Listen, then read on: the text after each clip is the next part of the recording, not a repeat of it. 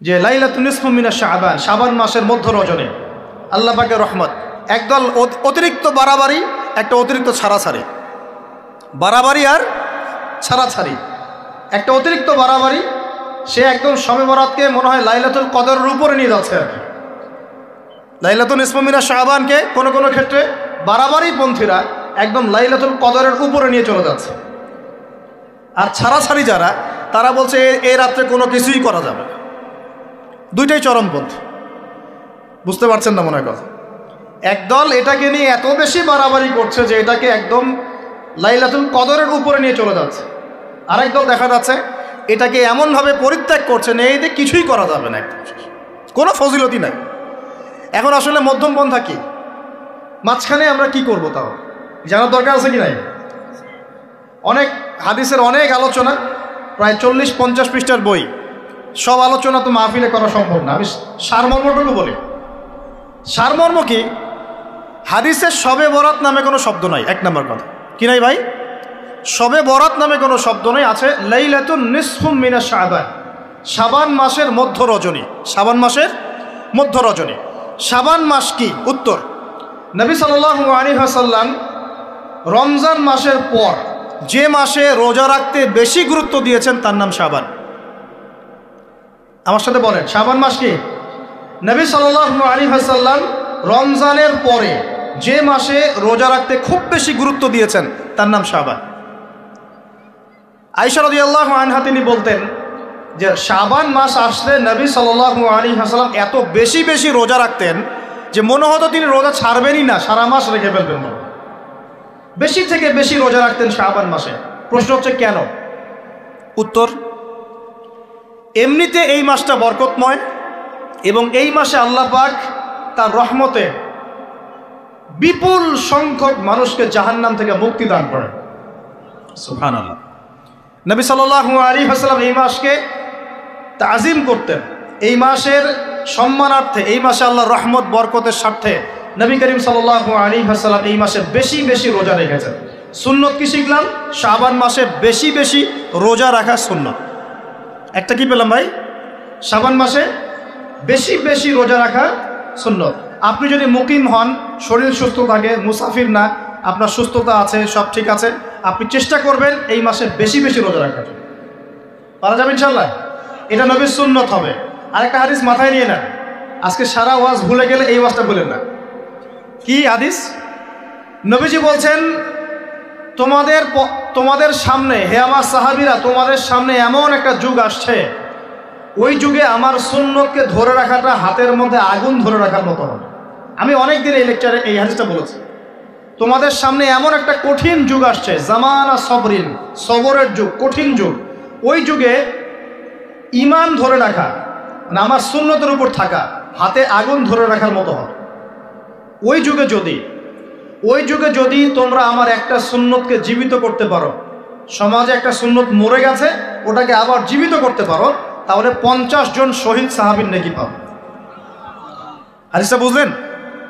শুধু নেকি না, আপনি 50 জন শহীদ সাহাবীর নেকি পাবেন যখন চলমান সমাজে একটা সুন্নত মিটে গেছে, নাই, মানুষ আমল করছে না, কিন্তু আপনি সেটাকে জীবিত করলেন। পারা যাবে ইনশাল্লাহ। একটা দেখাচ্ছি, যেমন সাহাবীদের যুগে মানুষ মসজিদে ঢুকলে কি করতো জানেন? আগে 2 রাকাত নামাজ পড়তো। কি করতো? মসজিদে ঢুকেই, ওযু অবস্থায় মসজিদে ঢুকেই তারা বসতেন না, আগে 2 রাকাত নামাজ পড়তেন, দুখুলুল মসজিদ বা তাহিয়াতুল মসজিদ, তারপরে বসতেন। আর নবীজি বলেছেন কিয়ামতের আগে আগে এই দুখুলুল মসজিদ, তাহিয়াতুল মসজিদ, এই নামাজটা উঠে যাবে। উঠে যাচ্ছে না আস্তে আস্তে। মসজিদে ঢুকলে মানুষ ধাপ করে বসে পড়ে, তাই না? মানুষ ভুলেই গেছে এটা সুন্নত। এখন আপনি যদি এই সুন্নতটাকে আবার জীবিত করতে পারেন, ইনশাল্লাহ 50 জন শহীদ সাহাবীর নেকি পাবেন। সমাজে এখন দাড়ি শেভ করা ফ্যাশন হয়ে গেছে, বুঝছে না? অনেকে শেভ না করলে চাকরি দেয় না। শেভ না করলে কি হয় না? চাকরি পাওয়া যায় না। স্কুলে তো না, কলেজে গিয়ে পড়তে গেলে ক্লাস করতে দেয় না। দাঁড়িয়ে আছে, যাও শেভ করে আসো, তাই বলে। এখন সমাজ চলছে উল্টা। এখন যদি আপনি নবীর সুন্নতকে আবার জীবিত করতে পারেন, 50 জন শহীদ সাহাবীর নেকি পাবেন। রাতে ঘুমানোর সময় একটা সুন্নত আছে, 33 বার সুবহানাল্লাহ, 33 বার আলহামদুলিল্লাহ, 34 বার কি আল্লাহু আকবার। বহু মানুষই পড়ে না। আপনি যদি পড়তে পারেন ইনশাআল্লাহ আল্লাহ পাক আপনাকে রেখে দেবেন। সমাজে বহু মানুষ চুল একদম এখন মেসি রোনাল্ডো কাট, তাই না? মেসি কাট আর রোনাল্ডো কাট। আর আমি সিলেট অঞ্চলে দেখে আসছি একদম লন্ডন কাট, দুই পাশ ছিলে মাঝখানে চুল, লন্ডন থেকে শিখে আসছি। এখন চুলেরও কিন্তু সুন্নত আছে, আছে কি নাই? দাড়ির যেমন সুন্নত আছে, চুলের সুন্নত নাই। একদম সামন পিছন সমান করতে পারেন, অথবা যদি চুল নাই থাকে তাহলে চুল মাথা মুন্ডন করেও রাখতে পারেন। অনেক সাহাবীর মাথা মুন্ডিত ছিল। আবার অথবা কানের লতি পর্যন্ত বা কাঁধ বাবড়ি রাখতে পারেন। এটা চুলের সুন্নত হলো কিনা? এখন সমাজের সব মানুষ এই সুন্নতটাকে ভুলে গেছে। আপনি সুন্নত মনে করে রেখেছেন, ইনশাল্লাহ আপনি নেকি পাবেন ইনশাআল্লাহ। এরকম অগণিত সুন্নত আছে, অগণিত, যেগুলো আমাদের সমাজ থেকে আস্তে আস্তে উঠে যাচ্ছে। আমি খুব দুঃখের সাথে বলছি, অনেক মসজিদে ফরজ নামাজ পড়ার পরে আমরা কি করি?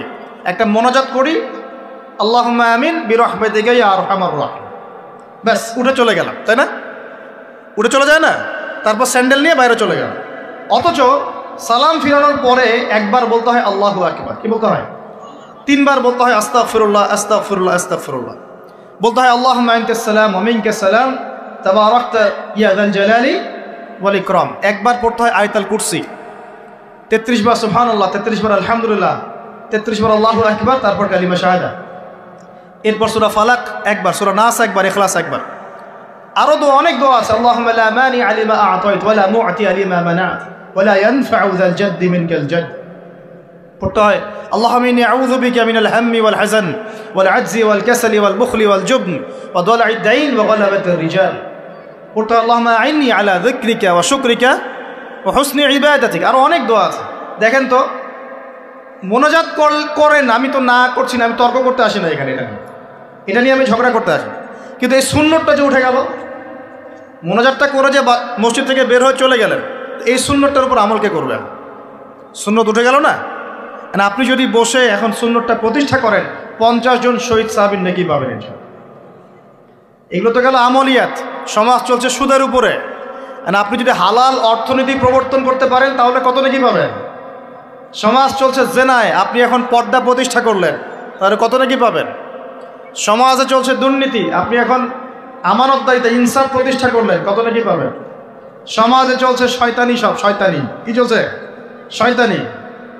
এখন আপনি আল্লাহ রাব্বুল আলামিনের ওহী প্রতিষ্ঠা করলেন, কত নাকি পাবেন? নিঃসন্দেহে আর অনেক বেশি নাকি পাবেন। আল্লাহ পাক আমাদেরকে সেই লক্ষ্যে কাজ করার তৌফিক দান করুন।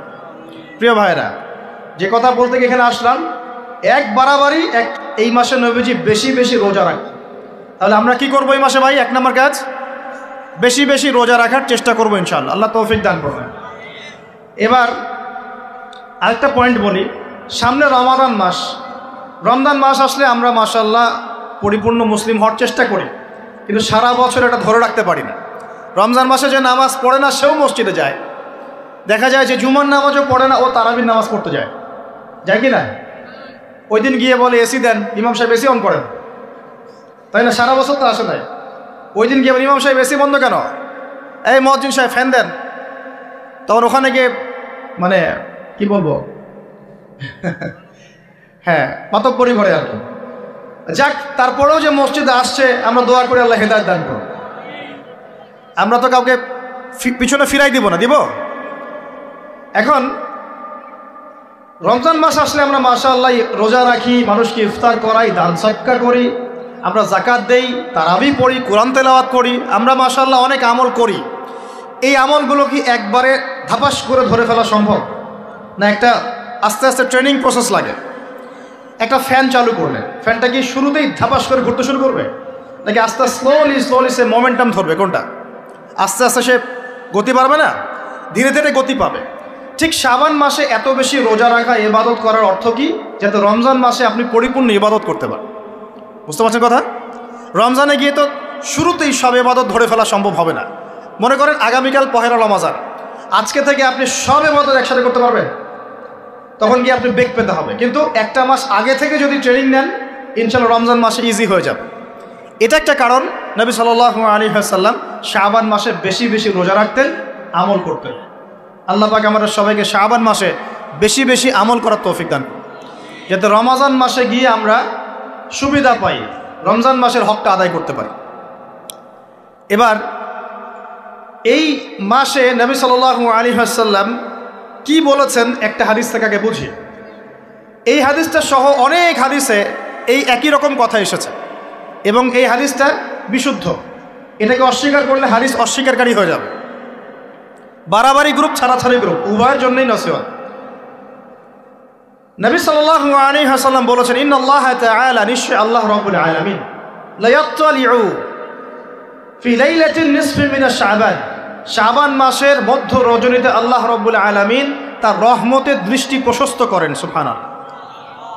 আল্লাহ পাক শবে বরাত মানে আমরা যেটা বুঝি প্রচলিত অর্থে, লাইলাতুন নিসফি মিন শাবান, শাবান মাসের মধ্য রজনী, যে 15 শাবানের এই যে রজনী, এই রাতে আল্লাহ রাব্বুল আলামিন তার সৃষ্টির দিকে তার রহমতের দৃষ্টিটা প্রশস্ত করে দেখেন, প্রশস্ত করেন। এবং ওয়াগফিরু লিজামিই খালকিহি, আল্লাহ পাক তার সমস্ত সৃষ্টিকে মাফ করে দেন। আল্লাহ পাক কি করেন? তার সমস্ত সৃষ্টিকে কি করেন? মাফ করে দেন। কথাটা ভালো করে বোঝেন। আল্লাহ পাক তার সমস্ত সৃষ্টিকে মাফ করে দেন, ইল্লা, তাদেরকে ব্যতীত। এক, ইল্লা লিমুশরিকিন, এক নাম্বার যে ব্যক্তি মুশরিক, যে শিরক করে আল্লাহর সাথে, যে আল্লাহর সাথে শিরক করে।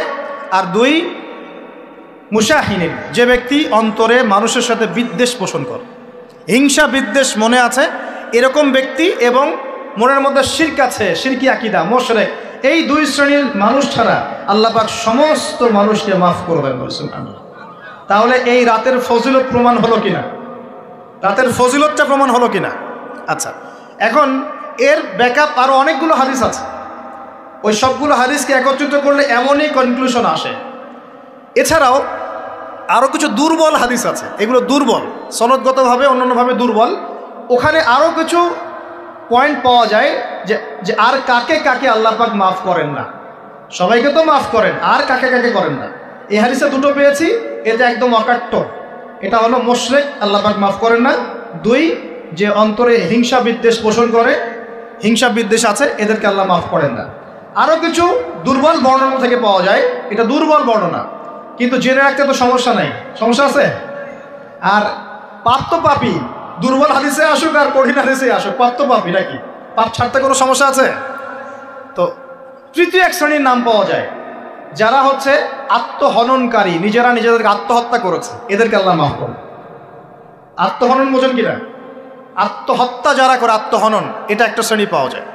4 নম্বর একটা পাওয়া যায় আত্মীয়তার সম্পর্ক ছিন্নকারী, আত্মীয়তার সম্পর্ক ছিন্নকারী। 5 নম্বর একটা পাওয়া যায়, সেটা হলো মাদক দ্রব্য সেবনকারী। মাদক দ্রব্য সেবনকারী, যুবকরা খুব ভালো করে শোনো এগুলো।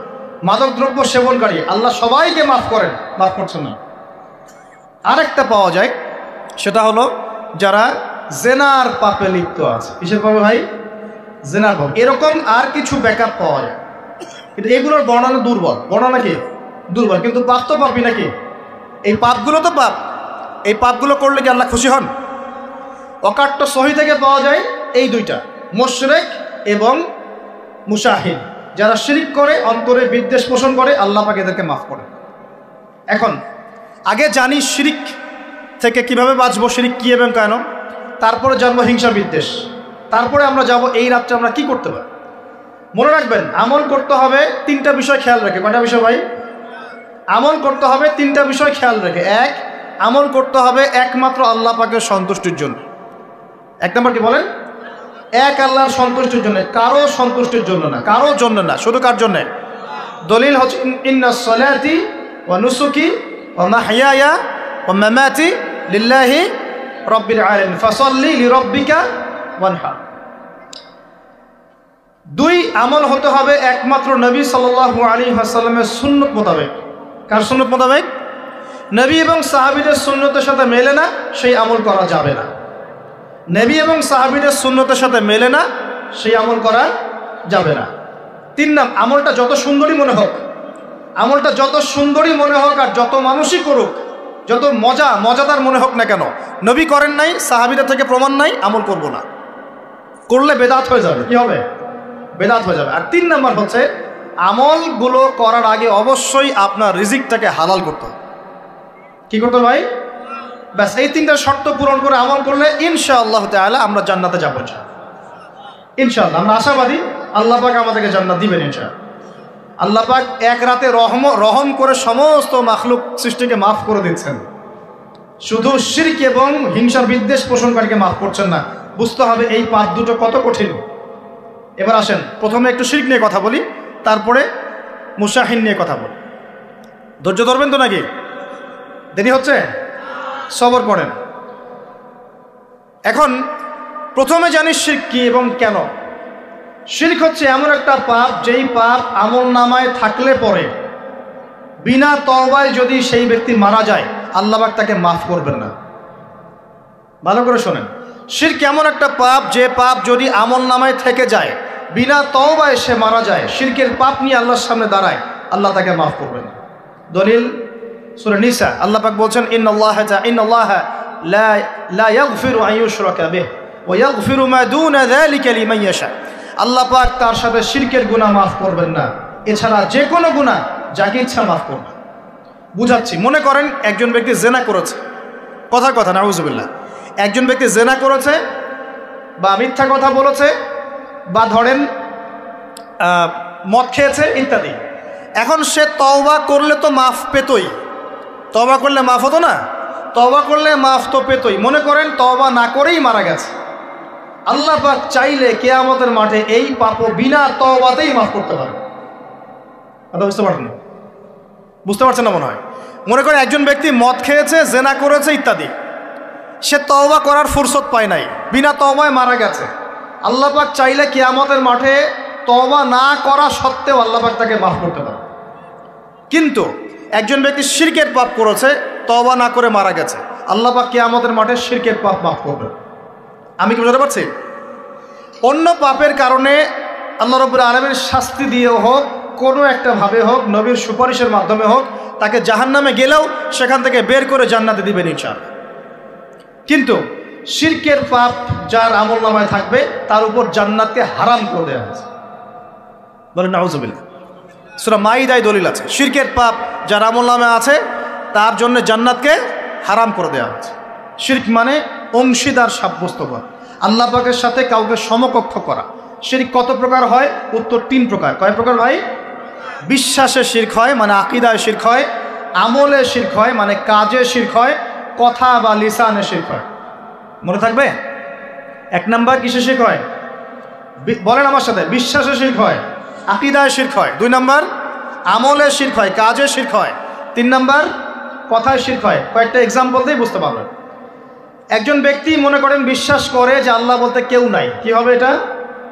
বলেন শিরক। একজন ব্যক্তি মনে করেন বিশ্বাস করে যে আল্লাহ আছে, আরো ইলাহ আছে, তাহলে কি হবে? কেউ যদি বিশ্বাস করে আল্লাহর সন্তান আছে, কি হবে? কেউ যদি বিশ্বাস করে মহাবিশ্ব আল্লাহ সৃষ্টি করে নাই, বিগ ব্যাং থেকে সৃষ্টি হয়েছে, কি হবে? কেউ যদি বিশ্বাস করে আল্লাহ মানুষকে সৃষ্টি করে নাই, মানুষ বানর থেকে হয়েছে, কি হবে?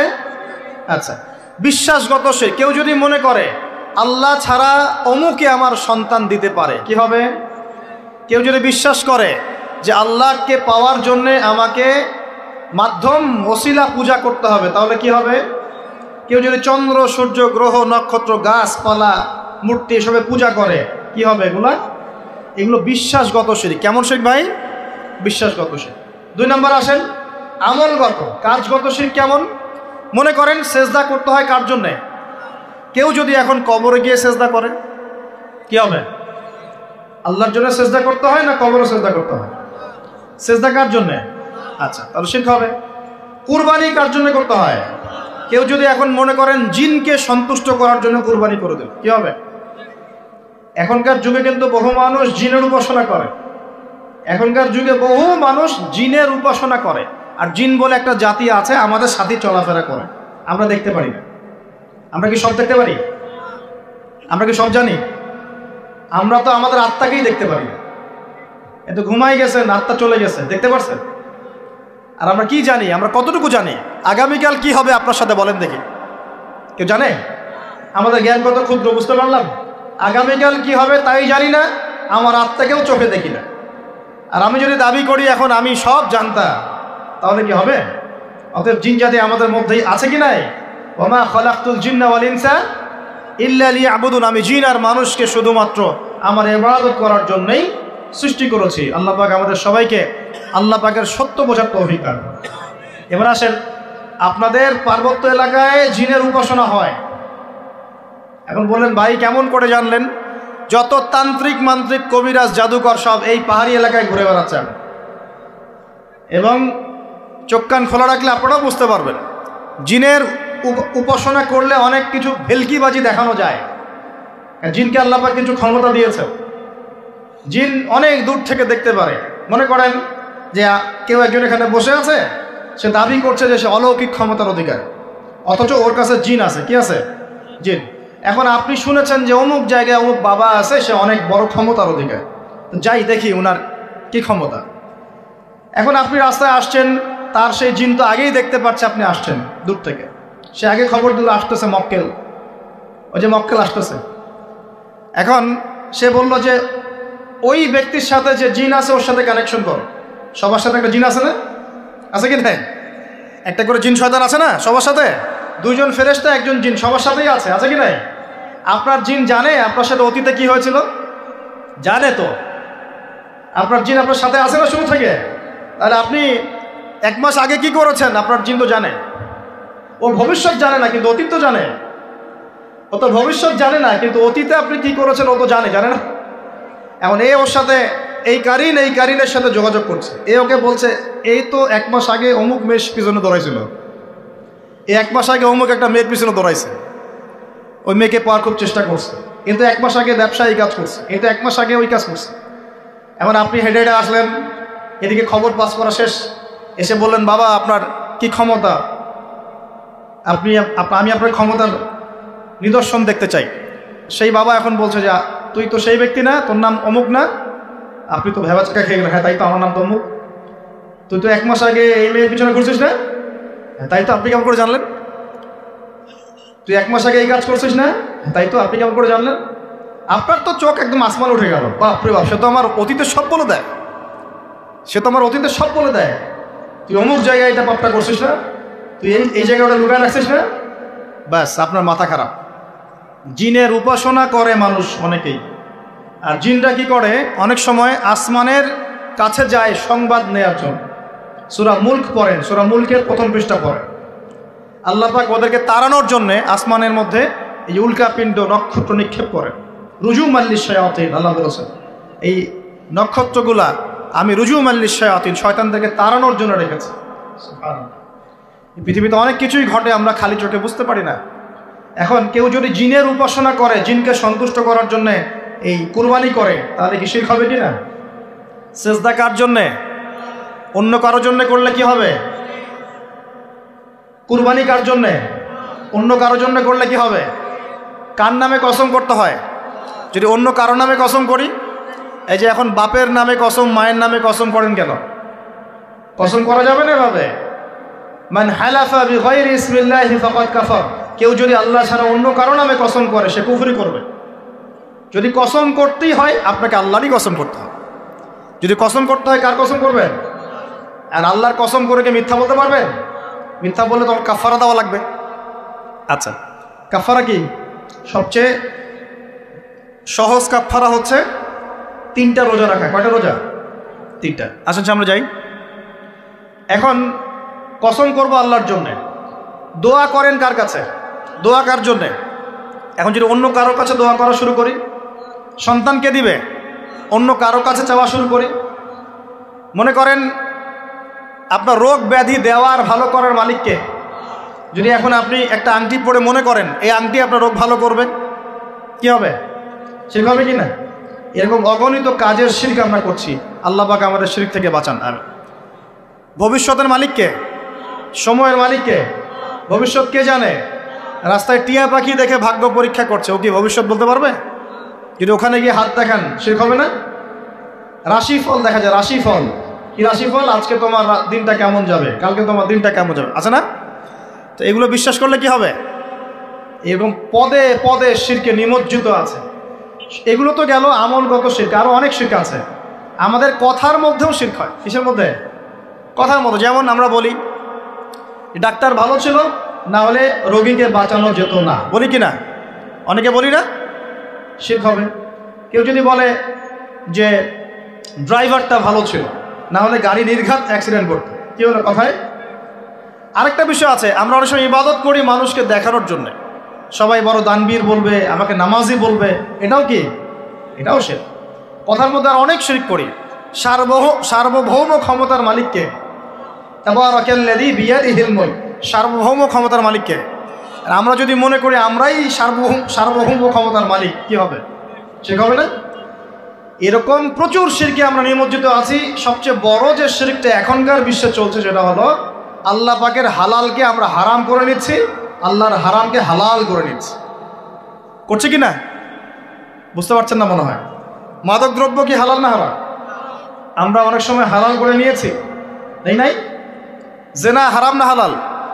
আমরা এখন জেনাকে প্রমোট করছি, উস্কে দিচ্ছি। সমকামিতা হালাল না হারাম? এই সমকামিতার ব্যাধি ছড়িয়ে পড়েছে এখন সমাজের রন্ধ্রে রন্ধ্রে, পড়েছে না? এদেরকে আল্লাহ পাক এমন শাস্তি দিবেন যে শাস্তি আল্লাহ পাক কুল কায়নাতে কাউকে দেন নাই। কেমন শাস্তি দিবেন? কওমে লূতকে আল্লাহ রাব্বুল আলামিন মাটি থেকে উপরে উঠিয়ে আকাশ থেকে পাথর বর্ষণ করে থেতলে দিয়ে আবার মাটিতে দাফন করে দিয়েছে কওমে লূতকে। আল্লাহু আকবার।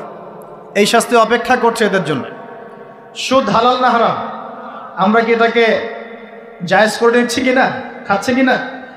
এই বিশ্বের সবচেয়ে বড় একটা সমস্যা চলছে, আল্লাহ পাকের হারামকে আমরা হালাল করছি, হালালকে হারাম করি। এটাও শিরক।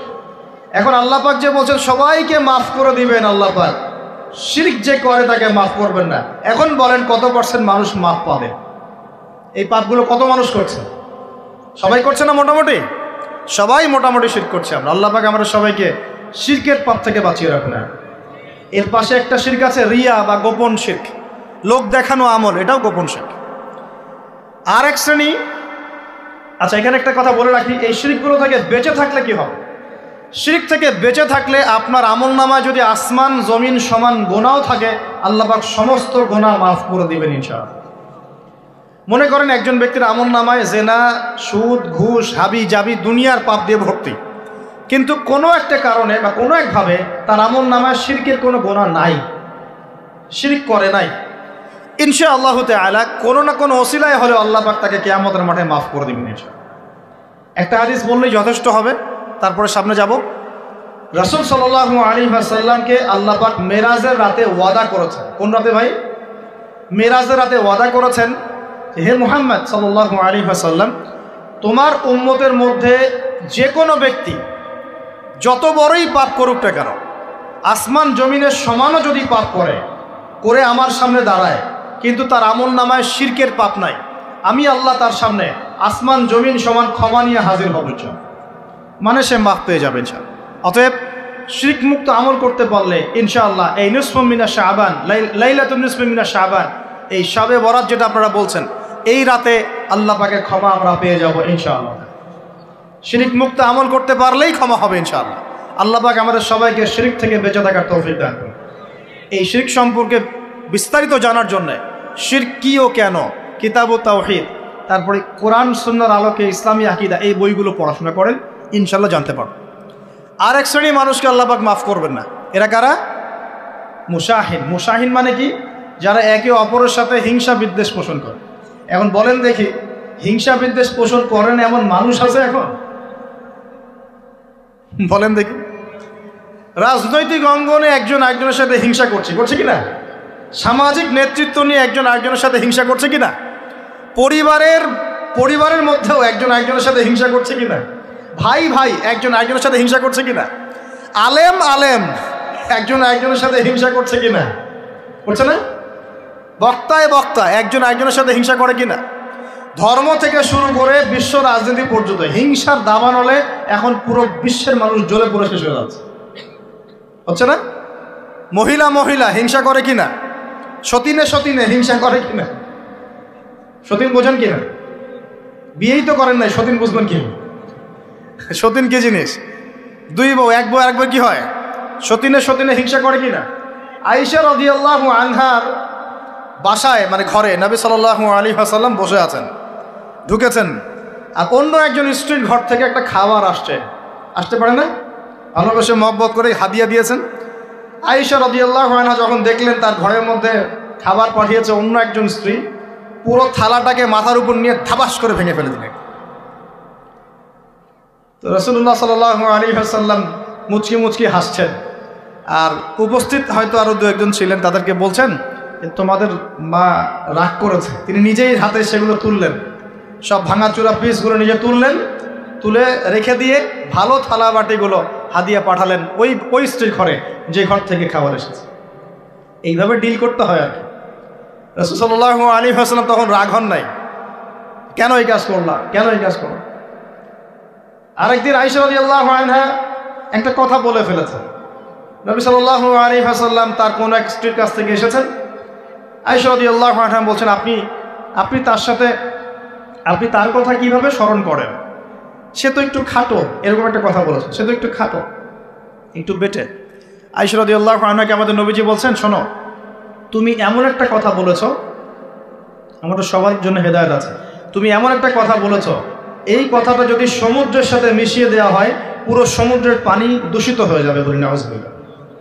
এই যে এতটুকু কথা, যে সে তো একটু খাটো ইয়া রাসূলুল্লাহ, এই যে এতটুকু কথা খালি, এই যে অত কালো, অত অমুক, অত তমুক, অত গরিব, অত কৃষক, অত ছোট লোক, অত এই যে রিক্সাওয়ালা, অত আমরা কথা বলি না এগুলো, আমাদের এগুলো কথা আছে না সমাজে, এগুলো বলার সাথে সাথেই এটা এমন পাপ হয়ে যায়, সাগরের মধ্যে এই পাপ মিশিয়ে দিলে সাগরের পানি নষ্ট হয়ে যাবে, নাউযুবিল্লাহ। এরকম হিংসা বিদ্বেষ মনে থাকলে তাজকিয়া পাওয়া যায় না, তাজকিয়া মানে আত্মশুদ্ধি। তো এখানে এটা স্বভাব সুলভ মানুষের মধ্যে এসে যায়, আসে কি না, আসে না? এই সবে লাইলাতুন নিসফু মিনাশ শাবানের হাদিসগুলোর মধ্যে একটা হাদিসে আসছে, সনদের কথা আমি বলছি না, আমি প্রসঙ্গটা বলছি, যে আয়েশা রাদিয়াল্লাহু আনহা বলছেন, আমি ঘুম থেকে উঠে দেখি রাসূল সাল্লাল্লাহু আলাইহি ওয়াসাল্লাম নামাজ পড়ছেন। কি পড়ছেন? নামাজ, তার ঘরে নামাজ পড়ছেন। নামাজে এত লম্বা সেজদা করছেন যে আমার কাছে মনে হলো নবী মনে হয় ইন্তেকাল করেছেন, নাউযুবিল্লাহ। তারপরে আমি তাকে তার বুড়ো আঙ্গুল ধরে নাড়া দিলাম। নবী সাল্লাল্লাহু আলাইহি ওয়াসাল্লাম তাড়াতাড়ি নামাজ শেষ করলেন, শেষ করে বললেন, আজকের রাত এমন একটা রাত, এই রাতে আল্লাহ রাব্বুল আলামিন তার অসংখ্য বান্দাকে মাফ করে দেন। এরপর তিনি আবার ঘুমিয়ে গেলেন, আয়েশা রাদিয়াল্লাহু আনহা। এবার উঠে বলছেন, আমি দেখলাম যে নবী সাল্লাল্লাহু আলাইহি ওয়াসাল্লাম আমার ঘরে নাই। তখন তিনি বলছেন, আমার মনের মধ্যে তখন ওই মানে ফিলিংস আসলো যেটা মেয়েদের মধ্যে স্বভাব সুলভ চলে আসে। আমি মনে করলাম যে রাসূলুল্লাহ সাল্লাল্লাহু আলাইহি ওয়াসাল্লাম কি অন্য কোনো স্ত্রীর ঘরে চলে গেলেন আমাকে ছেড়ে। তখন আমি চাদর মুড়ি দিয়ে তাকে পিছু নেওয়া শুরু করলাম। পিছে পিছে গিয়ে দেখলাম রাসূল সাল্লাল্লাহু আলাইহি ওয়াসাল্লাম ওই জান্নাতুল বাকি বলি না আমরা, বাকিয়ে গারকাত, মদিনায় মসজিদ নববীর পাশে কবরস্থান আছে না, ওই কবরস্থানে নবী সাল্লাল্লাহু আলাইহি ওয়াসাল্লাম দাঁড়িয়ে মাইয়েতের জন্য দোয়া করছেন। সুবহানাল্লাহ। আয়েশা রাদিয়াল্লাহু আনহা গিয়ে দাঁড়ালেন, নবীজি বললেন, তুমি কি মনে করছো আমি তোমার সাথে প্রতারণা করছি, আমি তোমার হক নষ্ট করব? বরং আজকের রাতে আল্লাহ রাব্বুল আলামিন অগণিত মানুষকে মাফ করে দেন, বলে সুবহানাল্লাহ। এই হাদিসগুলো এসেছে শবে বরাত প্রসঙ্গে। এখানেও দেখেন আয়েশা রাদিয়াল্লাহু আনহা কিন্তু একটু জেলাসি ফিল করেছেন যে আমার ঘর থেকে আবার অন্য স্ত্রী ঘরে চলে গেল কিনা। এগুলো স্বভাব সুলভ, এগুলো আসতে পারে, এগুলো মানুষের মধ্যে কি আসতে পারে, কিন্তু বিদ্বেষ পোষণ করে একে অপরের ক্ষতি করে দেওয়া, এই কাজগুলো যারা করবে আল্লাহ পাক এই রাতে ওদেরকে মাফ করবেন না। এখন আমাদের জন্য আগে নসিহত দুইটা, এই রাত্রের ফজিলত পেতে হলে নসিহত আগে দুইটা। এক, আমাদের আকীদা আমলে কোনো শিরক থাকা যাবে না, বলি আমিন। আল্লাহ কবুল করুন। আমাদের আকীদা এবং আমলে কোনো প্রকার শিরক রাখা যাবে না। দুই, আমরা মনের মধ্যে কোনো ভাইয়ের প্রতি হিংসা বিদ্বেষ রাখবো না। রাখবো ইনশাল্লাহ? রাখবো না। আমরা কোনো ভাইয়ের প্রতি হিংসা বিদ্বেষ পোষণ করবো না ইনশাল্লাহ। একটা হাদিস বললেই আপনি বুঝে ফেলবেন, তারপর আমি সামনে যাচ্ছি, এরপরে আমি আস্তে আস্তে ফিনিশিং দেবো ইনশাল্লাহ। আল্লাহর রাসূল বলেছেন সাল্লাল্লাহু আলাইহি ওয়াসাল্লাম, তিনি বলেছেন যে তোমরা ততক্ষণ পর্যন্ত জান্নাতে যেতে পারবে না, ভালো করে শোনেন, তোমরা ততক্ষণ পর্যন্ত জান্নাতে যেতে পারবে না যতক্ষণ তোমরা প্রকৃত মুমিন না হচ্ছ, প্রকৃত মুমিন না হচ্ছ। আর তোমরা ততক্ষণ পর্যন্ত প্রকৃত মুমিন হতে পারবে না যতক্ষণ পর্যন্ত না পরস্পরকে ভালো না বাসছ, পরস্পরকে ভালো না বাসছো। এই ভালোবাসা আবার বয়ফ্রেন্ড গার্লফ্রেন্ড ভালোবাসা না, দিনই ক্ষেত্রে ভালোবাসা। আর আমি কি তোমাদেরকে জানিয়ে দেব কি করলে তোমরা পরস্পরকে ভালোবাসতে পারবে? সাহাবীরা বলছেন অবশ্যই বলুন ইয়া রাসূলুল্লাহ।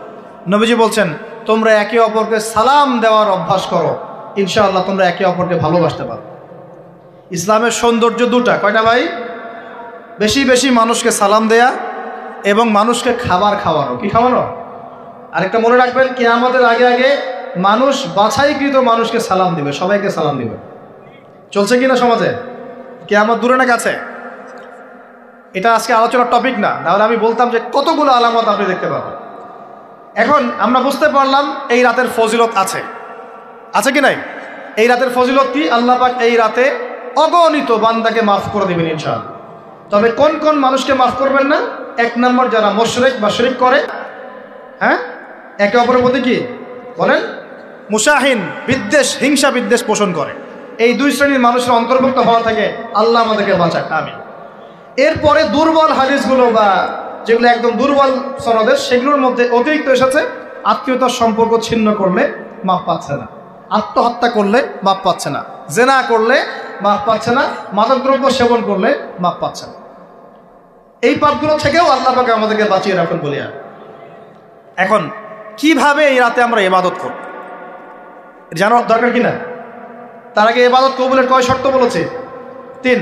আল্লাহর সন্তুষ্টির জন্য হতে হবে, নবীর সুন্নাহ মাফিক হতে হবে, এবং 3 নম্বর হচ্ছে হালাল রিজিক থাকতে হবে, হারাম খেয়ে ইবাদত করা যাবে না। এখন আসেন, কোন হাদিসের মধ্যে স্পেসিফিকলি বলা নাই যে এই রাতে এই এই এই এই ইবাদত করতে হবে, কোন হাদিসের মধ্যে পাওয়া যায়?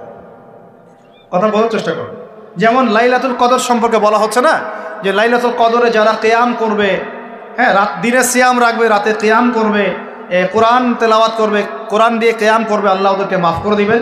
একটা আমল দেওয়া আছে লাইলাতুল কদরে। নবী সাল্লাল্লাহু আলাইহি ওয়াসাল্লাম যা করতেন সেগুলোর মধ্যে আমল দেওয়া আছে।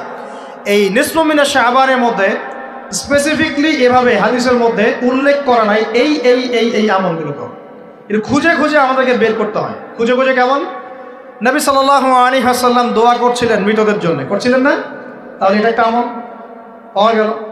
নবী সাল্লাল্লাহু আলাইহি ওয়াসাল্লাম নামাজে ছিলেন, সেজদারত অবস্থায় ওই যে আয়েশা রাদিয়াল্লাহু আনহা টোকা দিলেন, দিয়ে বললেন আমি ভাবছিলাম তার ইন্তেকাল হয়ে গেছে কিনা, তার মানে বুঝলাম যে আপনি নামাজ পড়তে পারেন। এরপরে আল্লাহ পাকের কাছে ক্ষমা চাইতে পারেন, কারণ এই মাসে আল্লাহ পাক আপনাকে এই রাতে আল্লাহ আপনাকে ক্ষমা করবেন, এই রাতে আল্লাহ ক্ষমা করবেন। এখন এটাকে বলা হয় প্রশস্ততা। ব্যক্তিগতভাবে এখানে আপনাকে প্রশস্ত এখতিয়ার দেয়া হয়েছে। ব্যক্তিগতভাবে আপনাকে আল্লাহ পাক তার রাসূলের মাধ্যমে এই শরীয়তে এই রাতের আমলের জন্য একটা প্রশস্ত এখতিয়ার দিয়েছেন। আপনি রাসূল সাল্লাল্লাহু আলাইহি ওয়াসাল্লামের সুন্নাহ মাফিক যে কোনো ভালো কাজ করতে পারেন, কিন্তু নির্দিষ্ট করে আপনাকে দেওয়া হয় নাই যে আপনাকে 100 রাকাতই পড়তে হবে, আপনাকে 200 রাকাতই পড়তে হবে, আপনাকে 10 রাকাতই পড়তে হবে, আপনাকে 1 খতমই দিতে হবে, এরকম নির্দিষ্ট করে আপনাকে কিছু দেওয়া হয়। আপনি এখন চাইলে সুন্দর করে অজু করলেন, অজু করে মাশাআল্লাহ আতর খুশবু ব্যবহার করতে পারেন, করে সুন্দর জামা পরলেন, পরে আপনি আল্লাহর স্মরণে নামাজ আদায় করলেন। এখন ফরজ নামাজ আগে না নফল আগে? ফরজ আগে না নফল আগে? এই আমলগুলো ফরজ না নফল? এগুলো নফল। আগে তো ফরজ পড়তে হবে নাকি? 5 ওয়াক্ত ফরজ নামাজ তো আগে, তারপরে আপনি নফলে আসেন। আমাদের জীবনে কোনটার গুরুত্ব সবচেয়ে বেশি? ফরজ ঠিক না থাকলে নফল দিয়ে কাজ হবে? তো ফরজ ঠিক করার পরে আপনি এখন অতিরিক্ত আমল করার চেষ্টা করছেন, সুন্দর কাপড় চোপড় পরেছেন, আপনি মাশাআল্লাহ পবিত্র হয়েছেন, আতর খুশবু ব্যবহার করেছেন, আপনি নীরবে নিভৃত আল্লাহকে ডাকছেন নামাজের মধ্যে, লম্বা করে সুন্দর করে নামাজ পড়ছেন, আপনি একটু কোরআন তেলাওয়াত করছেন, আলহামদুলিল্লাহ। আপনি এই রাতে মৃতদের জন্য দোয়া করলেন, নিজের জন্য দোয়া করলেন, পরিবারের জন্য দোয়া করলেন, আপনি তাসবিহ তাহলিল করলেন, যদি আপনাকে আল্লাহ সামর্থ্য দেন আপনি কিছু দান সাদাকা করেছেন, আপনি বিভিন্ন রকম ভালো কাজে আপনি নিজেকে মানে এঙ্গেজ রাখতে পারেন, নিজেকে বিভিন্ন ভালো কাজে আপনি নিজেকে সম্পৃক্ত রাখতে পারেন। এভাবে আপনি রাতটাকে একটা উৎসাহে পার করতে পারেন।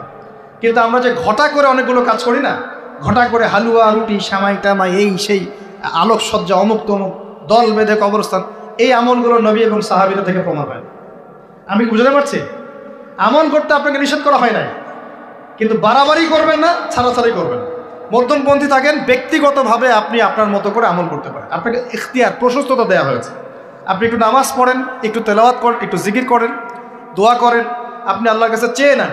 আরেকটা হাদিস আছে, এই রাতে আল্লাহ রাব্বুল আলামিন প্রথম আসমানে নেমে আসেন। সুবহানাল্লাহ। আল্লাহ পাক কেমন করে নেমে আসেন এটা আমাদের ব্যাখ্যার বাইরে, আর এটা সত্তাগতভাবে না, আল্লাহ পাকের রহমান নেমে আসেন। আল্লাহ পাক আহ্বান করতে থাকেন, কে আছে আমার কাছে কিছু চাইবে আমি তাকে দিব, কে আছো আমার কাছে ক্ষমা চাইবে আমি মাফ করে দিব, কে আছো আমাকে ডাকবে আমি তার ডাকে সাড়া দিব। সুবহানাল্লাহ। আল্লাহ পাক এই পুরো রাত বলতে থাকে। আরেকটা কথা মনে রাখবেন, এভাবে কিন্তু আল্লাহ পাক প্রত্যেক রাতেই বলতে থাকেন, শুধু এই একটা রাতেই নয়, প্রত্যেক রাতেই আল্লাহ পাক বলতে থাকেন। কিন্তু এই রাতে স্পেশালি আল্লাহ পাক অগণিত মানুষকে মাফ করে দিবেন ইনশাআল্লাহ। তা আমরা আল্লাহর কাছে দোয়া করি, আল্লাহ পাক আমাদের সবাইকে যেন সুস্থতার সাথে শাবান মাসে বেশি বেশি রোজা রাখার তৌফিক দান করে, এবং যে আমলগুলো সুন্নাহসম্মত, এই সুন্নাহসম্মত আমলগুলো আল্লাহ আমাদের করার তৌফিক দান। বাড়াবাড়ি পর্যায়ে চলে যাবেন না, একবার ছাড়াছাড়ি পর্যায়ে চলে যাবেন। মধ্যমপন্থী থাকেন, রাতের ফজিলতটাকে আল্লাহর কাছে চেয়ে নেন, এবং আল্লাহর কাছে মাফ পাওয়ার জন্যে যে পাপগুলোকে ছাড়তে হবে, যেমন শিরক, হিংসা বিদ্বেষ ইত্যাদি ইত্যাদি, এই পাপগুলোকে ছেড়ে দিয়ে আল্লাহর কাছে নিজেকে প্রমাণ করার চেষ্টা করি। আল্লাহ পাক আমাদের সবাইকে তৌফিক দান করুন, বলি আমিন। আকুলু কওলি হাযা আস্তাগফিরুল্লাহু লি ওয়া লাকুম ওয়া লিসাইরিল মুসলিমিন। বারাকাল্লাহু লানা ওয়া লাকুম বিল আয়াতিল হাকীম। ইন্নাহু তাআলা জাওয়াদুন কারীম রাউফুর রহিম। আপনারা উঠবেন না, আপনারা বসবেন। আমাদের পাশের ভাই তিনি কিছু কথা বলবেন, আমাদের সম্মানিত গেস্ট আছেন উনি কিছু কথা বলবেন, এরপরে আমরা সংক্ষিপ্ত মুখতাসার দোয়া দিয়ে ইনশাআল্লাহ আমাদের মাহফিল শেষ করবেন। আর যদি কারো কোনো প্রশ্ন থাকে লিখিত আকারে এখানে দিতে পারি ইনশাআল্লাহ। আমরা দোয়া করি আল্লাহ পাক আমরা সবাইকে জানো যা শুনলাম এটা বুঝে আমল করার তৌফিক এনায়েত করেন, সকলেই বলি আমিন।